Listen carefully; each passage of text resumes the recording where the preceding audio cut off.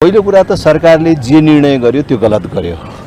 किनभने अब कति मानिसहरूले चाहिँ यो सरकारले आफ्नो कर्मचारीलाई निकाल्न सक्छ, राख्न सक्छ, सामान्य प्रक्रिया हो भनेर पनि व्याख्या गरिरहेको छ। तर एउटा कुशल प्रशासकको रूपमा स्थापित कुलमान घिसिङ जसले अब आफ्नो कार्यकालको थोरै समय मात्रै व्यतीत गर्न बाँकी थियो, उसलाई सम्मानजनक विदाई गर्नुपर्ने ठाउँमा जुन अपमानजनक ढङ्गले निष्कासन गरियो, त्यसले चाहिँ एउटा नजिर खडा हुने खतरा भयो कि सरकारले चाह्यो भने जुनसुकै बेला कर्मचारीहरूलाई निकाल्न सक्छ।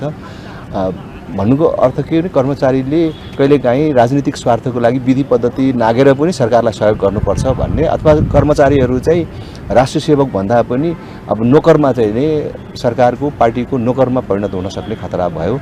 र भोलि अरूले पनि यसलाई नजिर बनाएर पहिले पनि यसरी निकालिएको थियो, निकाल्न मिल्छ, सकिन्छ भन्ने बाटोतर्फ देश गयो भने अब कर्मचारी संयन्त्र अथवा चाहिँ कर्मचारी प्रशासन त्यसै त कमजोर भएको छ, त्यो ध्वस्त हुन सक्ने खतरा छ। त्यसकारणले यो सरकारले सच्याउनुपर्छ र त्यो गलत काम भयो भन्ने हाम्रो माग थियो।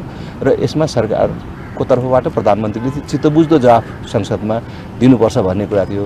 तर त्यसको बदला चाहिँ प्रधानमन्त्रीले यत्रो प्रतिपक्षीहरूलाई जुन अपमानित ढङ्गले सडकबाट अथवा चाहिँ सदन बाहिरबाट जुन जवाफ दिइराख्नु भएको छ, त्यो झन् खेदजनक विषय हो।